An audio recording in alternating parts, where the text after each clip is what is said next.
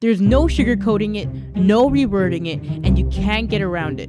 Food wastage is one of the biggest problems that today's society faces, and is a worldwide epidemic affecting millions across the globe. As a species as mobile as humans are, constantly moving, talking, interacting with others, we rely so heavily on food for our main source of energy throughout the day. So why are we wasting so much of it? Why are we throwing this main source of energy and life in a dumpster and into a landfill? And with all the dangerous gases released through this process, destroying our ozone layer, why are we as a species playing a hand in our own destruction? So I took it upon myself to do the research and find a solution to this catastrophe. My name is Omkar Hanamsagar, and this is a solution to the food waste epidemic.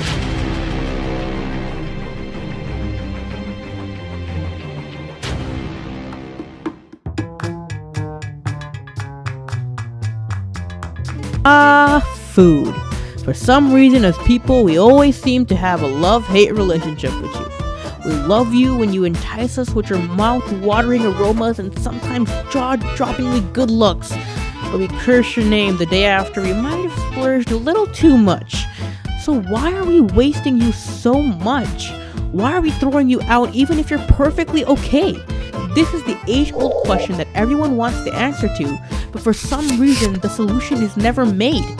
Let's break it down a little bit, shall we? 1.3 billion, yes, with a B, pounds of food are wasted every year. And if you only took a quarter of that food, it would feed 795 million undernourished people around the entire world. And all of that food would be enough to feed 3 billion people. 3 billion!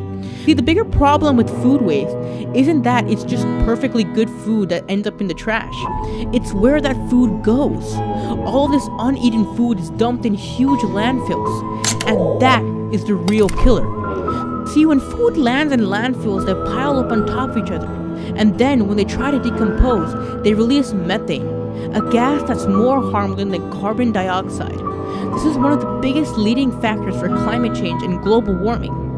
So as a species, we're ultimately playing a hand in our own downfall. Many people think that food wastage occurs at the consumer level, throwing away food we don't like. However, what they don't realize is that food wastage happens at nearly every stage of food production to food consumption. It starts off at the first stage, which is food production. Many times, food is wasted in this stage because of various demands that farmers need to meet. Oftentimes, food is thrown out because of some minor deformities that may have arisen after the crop was grown. Sometimes eggplants curl a little bit too much, or strawberries take on a different shape. Consumers aren't likely to buy these crops, so many times big grocery chains don't want them. Many farmers have said that at times nearly 25% of the food that isn't blemish-free is simply thrown away or given to cattle. If they don't want them, the only option farmers have is to throw them out. Right? Well, wrong. See, even if these crops may look a little deformed, the taste is not compromised. And at the end of the day, they are the same food. This food can still be consumed, and instead of throwing it out, can't we just give it to those who need it? See, California started a movement called Farm to Families, which every year takes 125 million pounds of food from farms and gives it to the needy. That right there is a solution. What if we brought that same idea to every farm? Whatever surplus of food or food that was meant to be thrown away could be linked up with local communities to give to those that actually need it. Maybe if we were able to create an app that was able to display the food the farmer is going to throw out, and then link it with small local markets who are willing to take it. Think about how much food that would save. Another stage where large sums of food are discarded comes in the form of retail. Selling food. The hustle and bustle of walking around grocery stores and getting out with your food as fast as you possibly can. And the saddest part about all the food thrown out at this stage is that it's the most avoidable. Big grocery stores and small grocery stores have only one goal in mind: sell, sell, sell. Sell as much as you can and as fast as you can. To do this, they use different marketing techniques. However, there's one technique in specific that's wasting pounds of food by the day and filling up landfills. We always walk right past it without even noticing it or taking it into consideration. Stacking.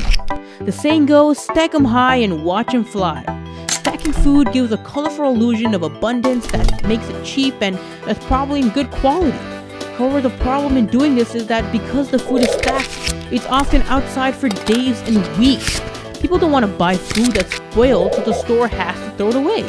The solution to this is simple. If grocery stores just put out food in limited quantities and only the amount they need, think about how much food they would save. To give an appearance of grandeur, they can just put a dummy layer beneath the actual food. Not only would we save so much food from being thrown out, the stores would actually save money from all the fresh food that would actually be bought. Another big problem is the use of expiration dates. It flat out confuses people so much that people simply throw the food away. Use by, sell by, best by, all these labels confuse people and they're ill-informed. We need to standardize all these labels. The UK did this exactly and simply put a use by tag, and food wastage was drastically reduced. All we need to do is just put a used by label. And then we have the consumers. Me, you, and everyone else. We have all wasted food or thrown something out we didn't quite like. We can't help it, we're humans, and knowing there's always more food doesn't put any pressure on eating all the food we have. But there are always solutions. Many times expiration dates are complete guesses made by companies. More than anything, they're just suggestions. Many times our eyes and nose are better indications on if food has actually gone bad. As people, we can also take smaller amounts of food. Leftovers are also a great way to save food. Instead of throwing it away, why not save it for another meal? And if you really don't want to eat whatever you have, compost is a much better solution to just throwing away in the trash. Basically, when you compost, you're decomposing food the right way and turning whatever that was once food into soil that can be used to plant more plants. There are food donations where you can just donate the food you don't eat. See, the biggest improvements don't have to be the most complicated. They are simple solutions. One single product can't solve food wastage. The only solution is to manifest ideas of ways to solve food wastage into the minds of individuals. Have this belief spread. What are ways we can do this? Well, what if you're able to create an app? An app that pointed all these things out to you in a fun, non-intrusive way. An app that gives you tips to shop better when you're at supermarket, or told you how spoiled your food really is. An app that taught people how to properly compost and all the benefit it has. An app that guided you on planting your own crops. Having something like that would not only just bring this very real problem into the mainstream, but it would help plant the seed in the minds of every person to start believing in changing their food habits. Or what about a smart fridge that analyzed what was in your fridge and sent you a text to only buy what you need at a grocery store? Solutions like these are all possibilities. We just need to invest more time and resources into making them come true.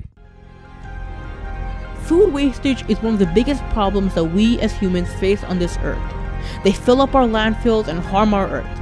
There isn't a single solution or product to stopping it, but it's more of a revolution in the belief we have in eating our foods, taking certain steps to make sure we don't waste our foods. Because what could be simply throwing away a banana today could be rising shorelines and increased temperatures tomorrow.